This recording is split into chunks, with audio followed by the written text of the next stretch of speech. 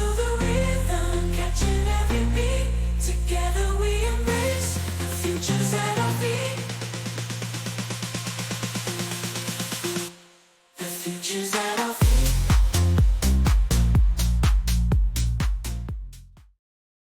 Hello and welcome to another episode of the Edufuturists podcast. It is absolutely wonderful to be with you again.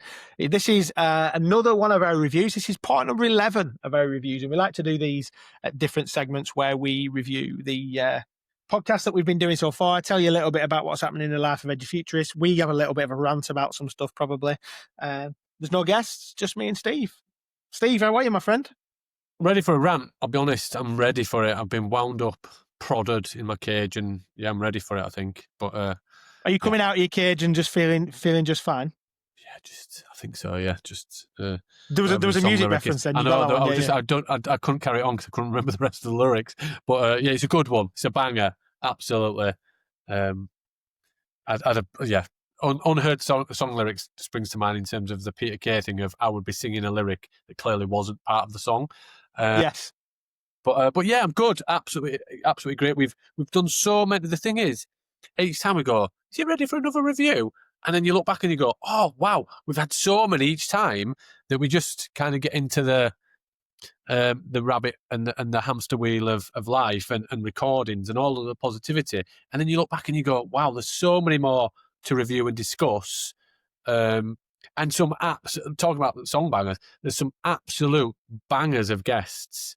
Like, probably we called it out. We've had so many people, but that have been great. But one person that we've wanted on for so long in going our party, and also Jazz, one of probably and we'll go from step by step, Ben. Keep me honest in terms of the actual process we have to go through. But one of the best episodes that we found that we recorded, and hopefully people have felt that. And if you're hearing about it for the first time and you've not listened to it, go back to that as the first starting point. But yeah, just been it's a whirlwind, isn't it? Yeah, it's been a whirlwind, and there's loads going on, and obviously we'll do review of the individual podcasts that we've had, but we've also made some relatively big announcements as Edufuturists since the last time we recorded one of these, and we're well into the throes of a few things, aren't we? So yeah, but by the time this goes out, we're like, oh my goodness me! If I had any more to lose, I don't know where I'd lose it. But there's a lot going on, and so I think we'll spend this time reviewing our podcast, but also just celebrating, putting a stake in the ground, celebrating where we are, and what some of the things that we've been on with. It's pretty cool. So why don't we start with like a little one and just say that we've launched onto TikTok. We're coming to 21st century, and we're on TikTok, Steve. What does that mean? New loads of dancers. Yeah, have you not seen them? We've done them, Steve. I've been filming you. That kind of thing. Is it going back? Yeah, something like that.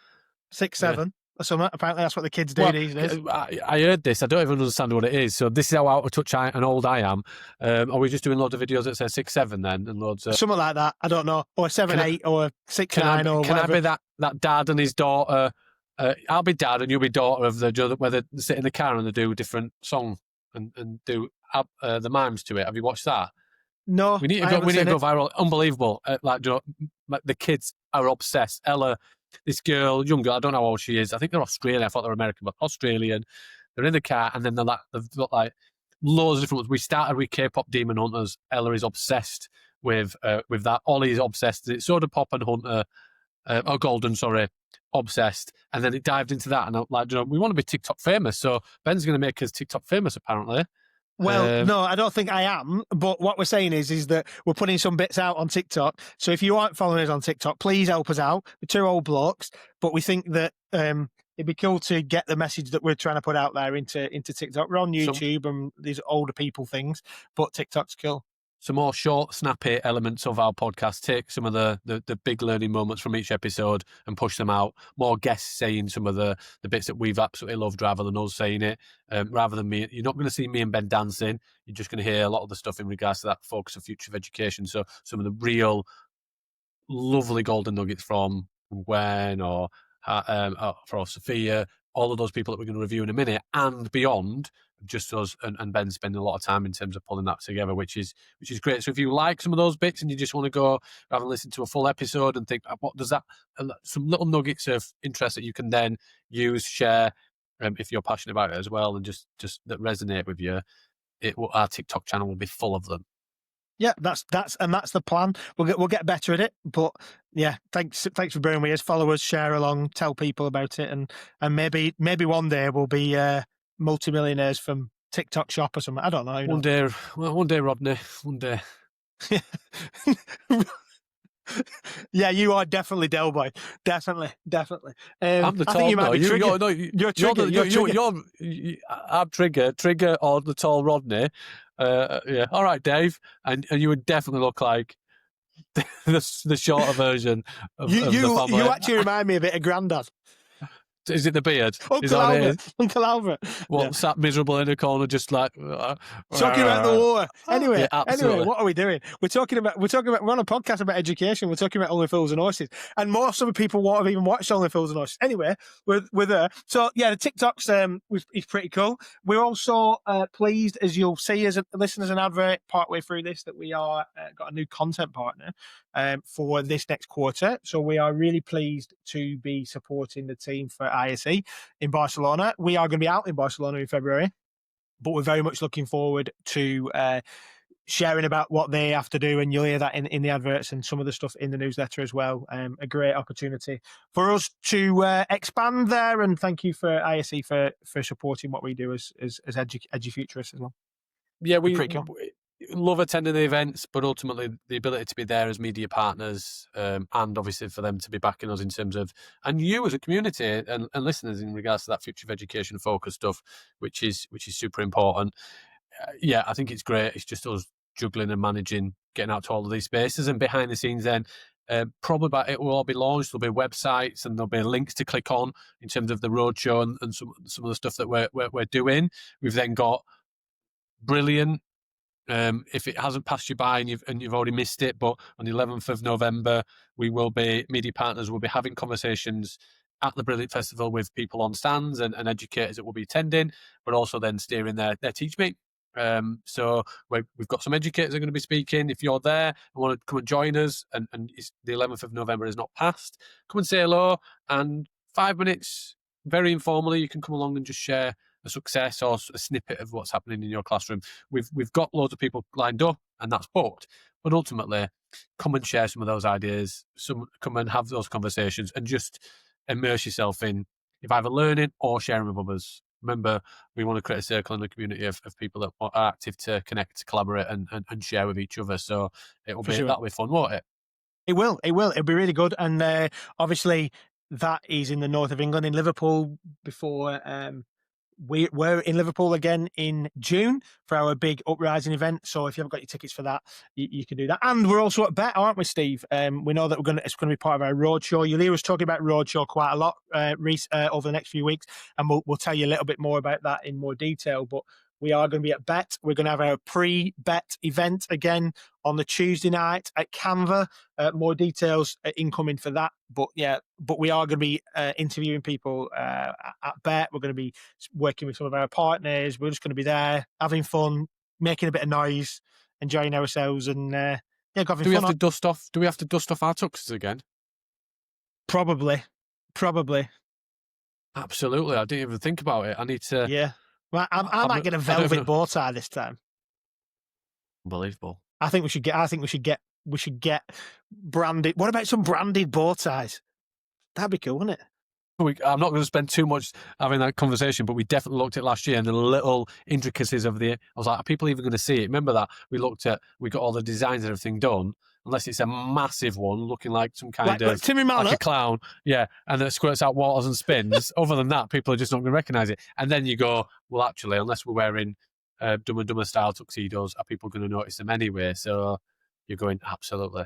I'm in Dumb and Dumber tuxedos. And then we talked about kids, hats. Let's kill a owl with a cork, and all of those kind of things. And stick your tongue to a metal post.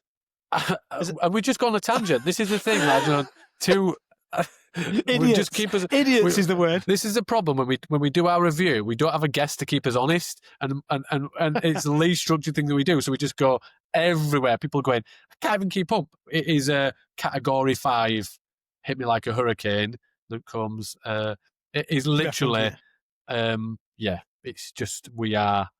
Hopefully, you're still with us. Still with us. And yeah, we are going to celebrate. We're going to talk about some of our thinking. I just want to mention one more thing before we do, which obviously I know I've intimated about Uprising in June next year. Thanks so many of you have already bought tickets and part of it. But we want to do a big shout out for our confirmed partners already who have backed us right from the beginning. So I'm going to list them and just say a big thank you to them all. Classroom Cloud by Net Support, Al and the team there right from the beginning, as well as Parent Pay Group. Thank you, Jane and the team there, for coming in as headline partners. And then we've got a hospitality partner. If you're going to pick a hospitality partner and it wasn't Carlsberg, it was going to be Everway, wasn't it? And so we're very, very pleased that Everway are joining us as hospitality partner, but also as supporting us on the Accessibility Champion Award again. We've also got Lead IT, who are in as lanyard partners this year. So yes, you're going to get a lanyard, a funky takeaway from that, as well as some others that have joined us: Stop Press, Enemy, Siddiqui Education, Canopy, Happy to Host, Scolon, and Toddle, who have all joined us in the as partners for this year. And we've got loads more to announce over the next few weeks. If you are listening to this as a EdTech vendor or a business that's invested in education, got an investment in education, and you want to get involved, there's probably still space. Get in touch with us. The links are in the show notes for that. But thank you so much for those people who have agreed to be partnered with us again. We can't do it without them, and we know that we're going to have 400 and odd people in this space in Liverpool. It's going to be cracking.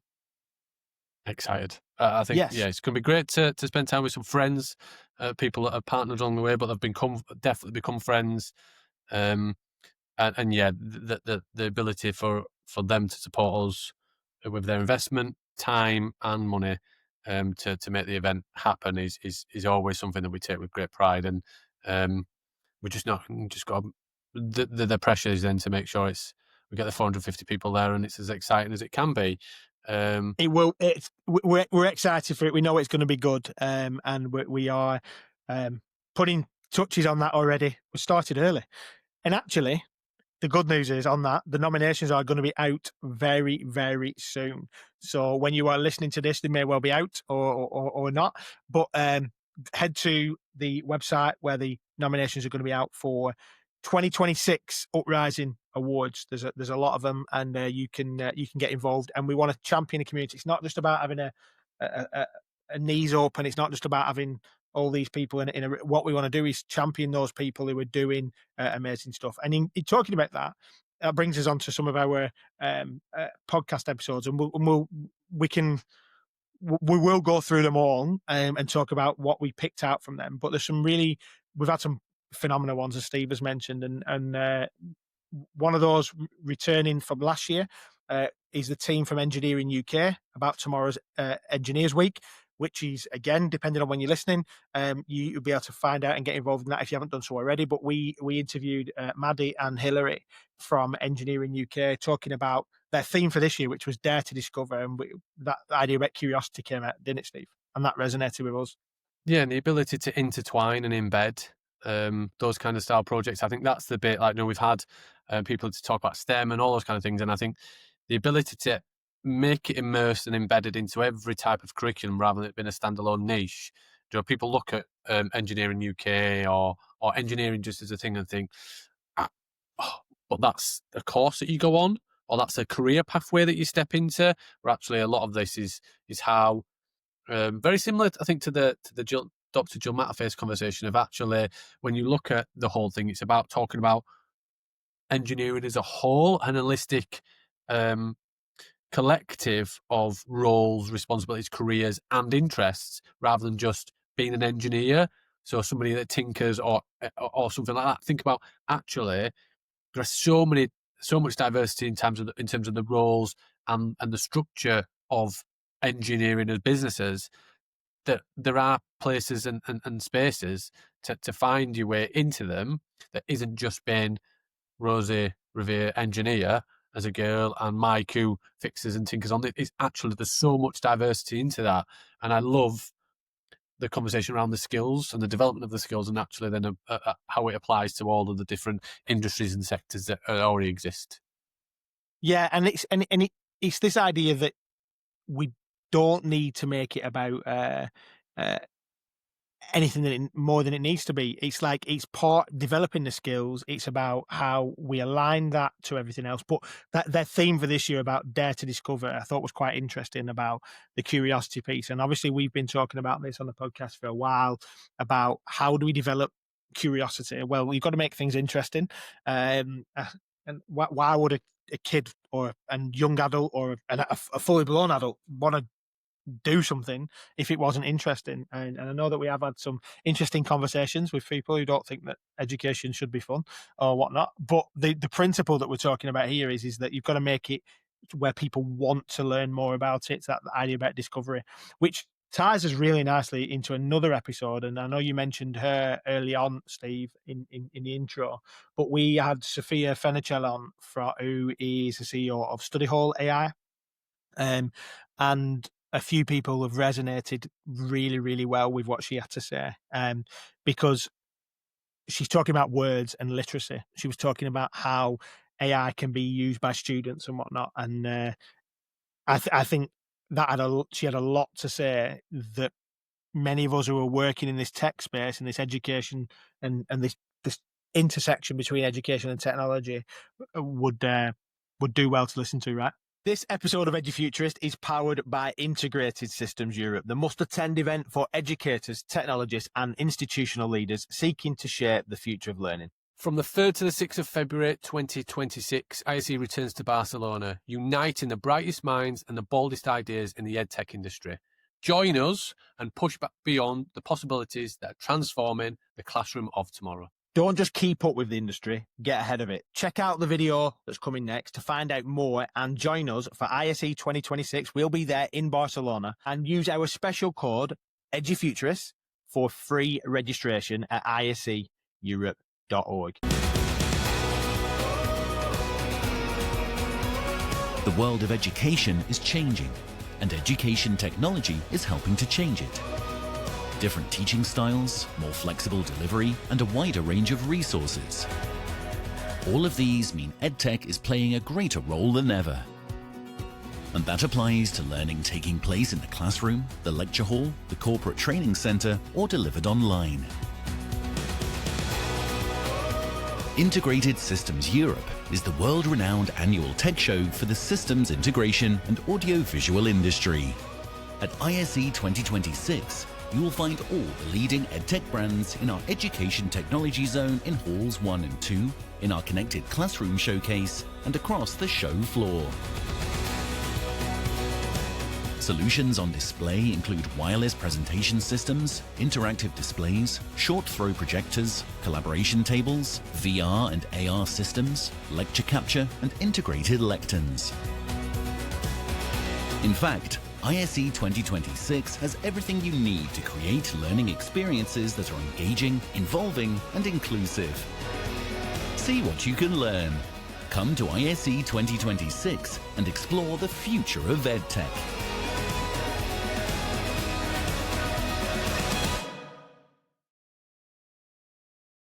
I think it shows that there are spaces and places for different types beyond just the big tech players in terms of AI. That actually there's some real purposeful design and implementation of some really, really great products that will have an impact in use cases. I loved hearing about some of those examples, the learning side, because we hear there's a lot of noise at conferences that we attend around how we can equip educators, but at the same point, it's equipping. Sorry, Mike, cough. But we have to equip the learners with the experience of how they become literate in that process. And I was at a conference a couple of weeks ago where ultimately, how do we create that curiosity in that space to focus on human in the space of AI? And I think Sophia did a great job and called out lots of different positivity and bits that they were doing around the AI rather than just that standalone prompting and response and generation of content. And it's that agency piece as well. She touched that bit that we keep to bang on about, like this idea of where do we put appropriate guardrails in. And she was talking about agency and how to develop that idea in young people. We need to do more work around agency. And so Study Hall and the products that they're creating are designed to be student facing AI tools, which therefore requires us to have different guardrails on. And if it was just teachers using it or adults using it, we're talking about real cutting edge AI mechanisms. And so developing an understanding of what's safe, how students can make good decisions in that space, that landed for us. And even if you're not using Sophia's specific tool at Study Hall, the principles around literacy and agency and thinking about what that looks like are really, really important. And then there was an episode with a very, very good friend of the Edufuturists podcast. I know that you carried most of this, Steve. I had to jump off partway through madness. And that was with head teacher at Crossweight School, the wonderful Matt Jessup, who I know that many of our listeners will know very, very well. Matt, he's not afraid to say what needs to be said. And there was some incredible conversations. Having listened back to that before we put it out, I was thinking, like, the ability just to call out SATs and the assessment nonsense and some of the rigidity of the national curriculum. Like he said some stuff, didn't he, mate? I think so. I think it's that there is no uniqueness. If you apply, how can, and I know there has to be some guardrails and some bit of a standardized approach in some regards, but how can a small primary school that is in the most rural place, or one of the most rural places in the country, be exactly the same curriculum as a primary school in a city, London or Leeds, and I think I don't think it allows space and an ability to navigate away generally, unless you're brave as a leader. Because I think Matt talks about compliance and conformity and all those kind of things, and ultimately that's what we've created, because everybody's so fearful of the repercussions and the implementations of how a school and a leader is judged if you don't get the results and you don't get this and everything else. And Matt's going, well, it's not important to me. We're doing it for the best interest of the kids. And they do some great stuff. They've been doing it for such a long period of time. Tech is a feature, but is not the be-all and end-all. But he does say, well, actually, some of our challenges are very different, but we still have challenges, but also carries out that some of the challenges that others face, he doesn't, because he's in a privileged setting in terms of some of the behaviours and some of those things. But at the same point, I think he shared on LinkedIn the other week where he was delayed getting back to a school activity because he was stopped by a massive cow on the way back to the school, and he's like, I don't think the cow. But so challenges always come in different shapes and sizes, but ultimately just creating that space and focused on the learner is something I think Matt does really, really well and portrays really, really, really well. And we're lucky to have people like Matt that listen, engage, but also share honestly and open and vulnerably for all to challenge positively or negatively on social media, which is a scary space for a lot of head teachers and leaders. Yeah, it is. And to be fair, when you're fighting funding, you're fighting recruitment, you're fighting curriculum changes, you're fighting assessment and inspection and all these other bits, it feels like you are fighting, and that word fighting comes up quite a lot. But what then does that mean in terms of, are we failing our kids because we're fighting over the things that don't really matter, and we're trying to measure things that don't always matter? And I think, Matt, the reason why Crossweight has won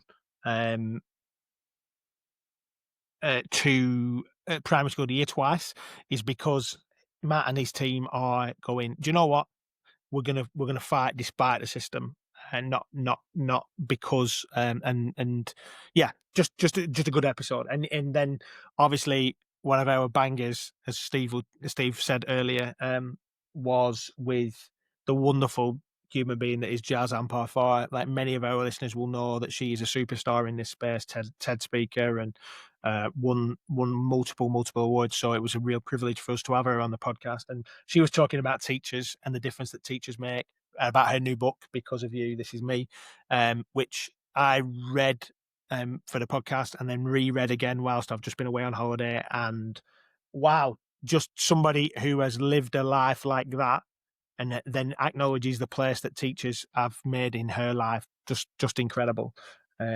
Just a great story about social mobility, but more importantly, about the impact that educators really do have in young people's lives.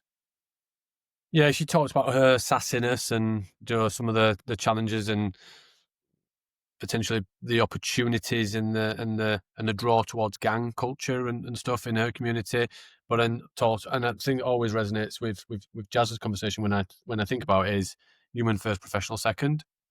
That we create this narrative of you have to be professional with these children and all this kind of thing. But ultimately, the thing that jumped out from the educators that she talks about in the book, and the reason that she went on the path because of those 5 educators, but that were all different and helped. And she talks about in a chapter in each one and how they helped her with different themes within her life to help guide her. Is that element of those people were human and as children, I think she talks about you can smell a rat and all those kind of things, and ultimately that those people wanted and cared and went about it in very different ways. It wasn't one unique thing that stood out. So they said these people look like, there isn't a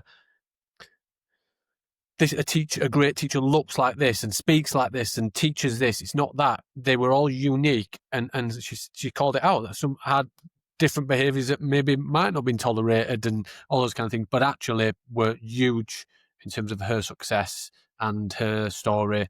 And I think she talks about her brother and ultimately the difference between her and some siblings. And the only thing she could put down to is the educators that helped her along the way. She says, I can't think of anything else that's changed my life trajectory compared to my siblings, who, if you look at that story compared to Jazz, it's a very coloured family. In terms of some of those bits, I think, isn't it? Yeah, really, and like tragic in lots of it. And yet, because of that, because of the people that made a difference, it's given her an opportunity to become the kind of person that she is now. And if you haven't read the book, we massively recommend get a hold of that. Because of You, This Is Me. It's just a brilliant book, and another thankful to Crown House, who were writing for our book, for recommending us and introducing us to Jazz. We are also, fingers crossed, going to be bringing Jazz to the community a little bit more as well. So watch this space on that one. Some exciting news hopefully to come on that one. The next one, which is the fifth one that we're reviewing today, is from was Ben and what?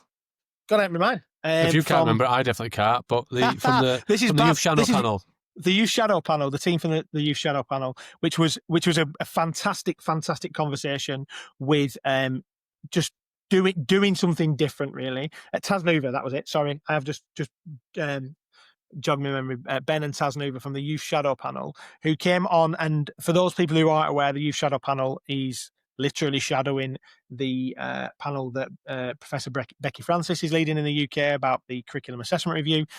They represent the voices of millions of young people across the UK to say, what do we think education should look like? And they were brutal, weren't they? But also so articulate. I think honesty in regards to these are the things, and you look back and well put together, well thought through. The report is a great one, and we discussed it in detail in terms of the steps, but also it just makes sense. But it does talk about sweeping changes, but ultimately how young people feel that they're ready for it. And it does show the gulf in terms of how it'll be interesting to see what the thoughts are, and when the actual official assessment review report comes out, how different they are, because often we go, well, we have to iterate, we have to change because they're not ready for it. Maybe we're not ready for it and they are. That's the stark reality, that actually they've been waiting for it for such a long period of time, And is it going to do enough? Is my worry. Is this the No, assessment? I it don't won't- think we, it's we going don't, to. we want to be optimistic and we want to be hopeful, but it absolutely isn't, because we can't move fast enough. But I think I'm smiling when you were saying that uh, they're not ready. They are ready. And I agree with you. They absolutely are ready, aren't they? Young people are ready, and they're willing and they're agile. By definition, their brains aren't fully developed, so they have got more plasticity than we have as adults. And I think we do well. In fact, interestingly, I think it will be a good exercise to do. We'll probably do it, won't we, Steve? Which is to look at what they proposed and what's come out from the review. I just don't. I think we're going to be cleaning the I think decks, it's going to be. decks, and I think it's going to be so stark. yeah. In And I regards think to it's just going to be iteration. sterilised, isn't it? It's going to be sterile. It's just going to be sterile. But we want to be hopeful, so let's be hopeful. We haven't seen it yet. Yeah, we haven't seen it yet. Let's fingers crossed it comes out and it's a positive step. I just don't think it's going to be a big enough step change based on. And if Becky Francis or anybody who's listening to this is connected to the team there, William wants to come and have a conversation with us about it, we would love to.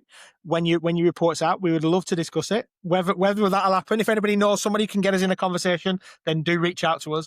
But we would love to do that and then see what's kind of come out of it. Couple more to review in this big review, part 11. And I'm going to let Steve lead on this one, because I know that this was you worked hard to get this one to happen, and it's been one that we've wanted for a long, long time. Yeah, we've talked about XP schools for such a long period of time, and we've known about Gwyn Apare and the work that he did. But to listen to it in terms of just a bit of, okay, so what were you doing before, and then how did you hear about it, and how did it get to you now leading a trust of XP schools? That's 8, I believe, and it started as 1. And you look and you think, so you're an educator, you went over to High Tech High, and you just went, and I think it even openly says it. It says, I'd be a fraud if I'd have seen what was going on and come back and carried on the way. I just couldn't. And so many people do, don't they? And he just said, so he's redesigned and reinvented an approach and a system. He took something that was working really, really well and successful, and iterated and applied it to the context of Doncaster.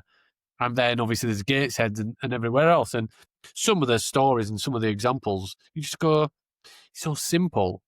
But the bits, like the things that look like I'm not a million miles away from Doncaster, you know, I'm a Yorkshire lad. But it does sit with any population, is how would they take the uniqueness of the learners and the context of where the schools sit and apply it to real life. So I think what's Doncaster ever done for mining, and Doncaster ever done for the NHS, and the ability that some of these learners have now been published authors that sit in Waterstones in London, and you just think, you know, these are kids that probably are from real challenging backgrounds. I don't want to use the word deprivation because I think it categorises them to be negative. These kids are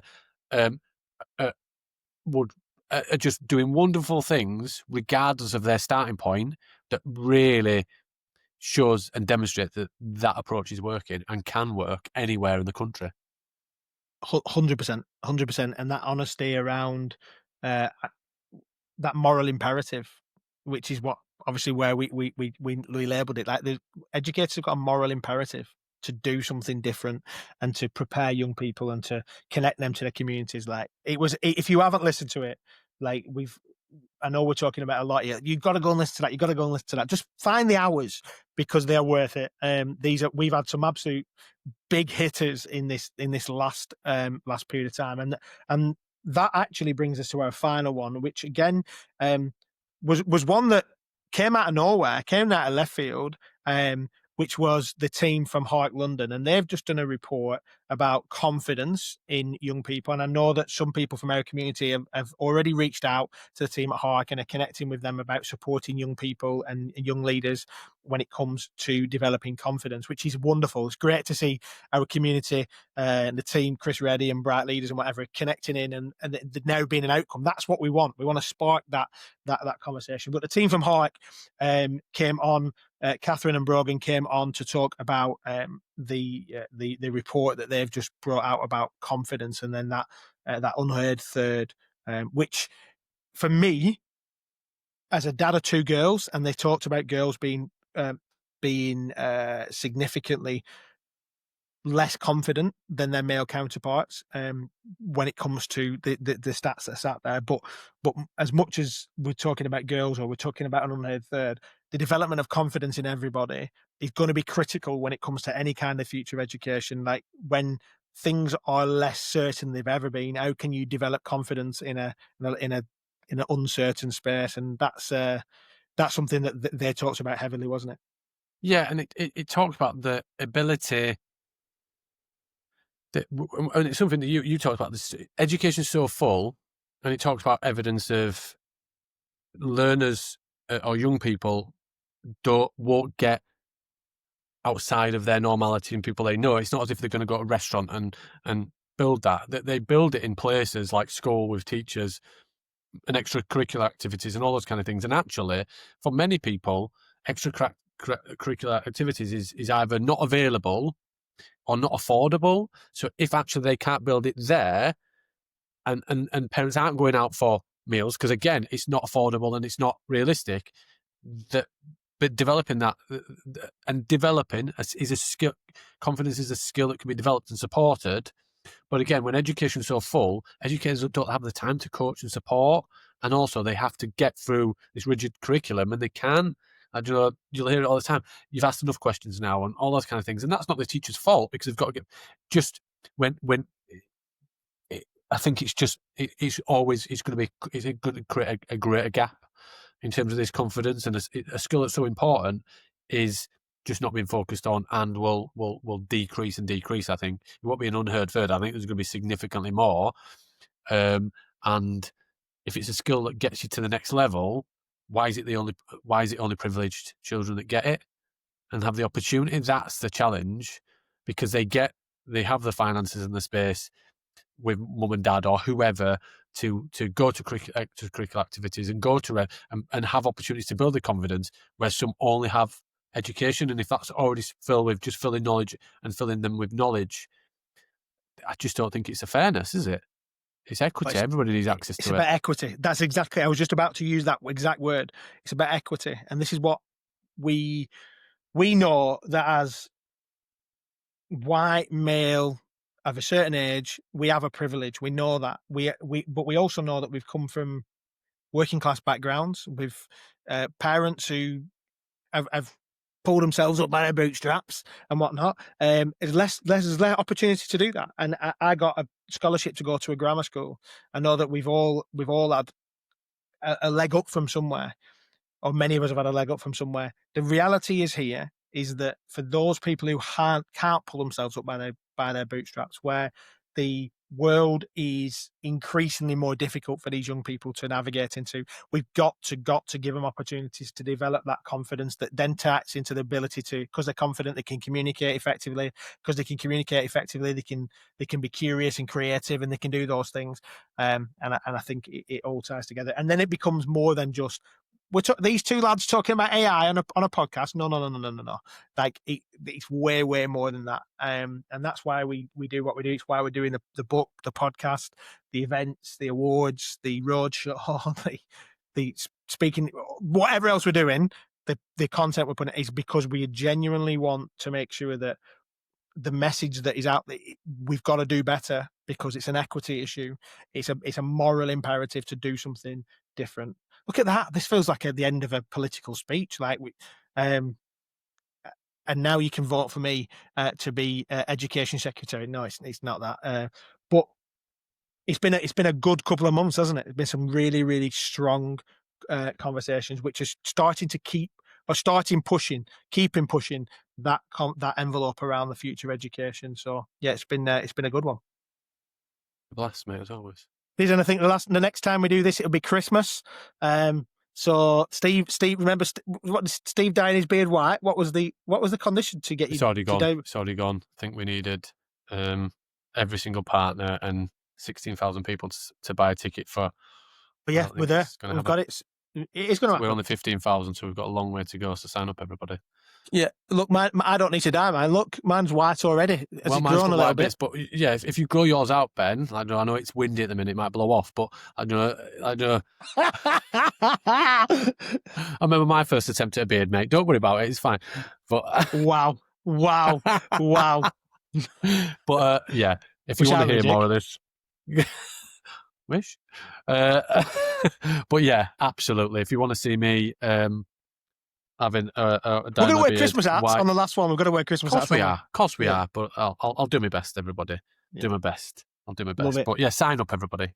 The You do link's in sign up for in the everything. show notes. Show notes for events, things, more and more stuff. Get involved. We're loving building this community. We're loving having these conversations, and we've got some absolute. If we thought they were bangers, we've got some more bangers coming as well. So looking forward to the next few months. Thanks for listening, everybody, and we'll see you next time on the Edufuturists podcast. See you soon. Shaping the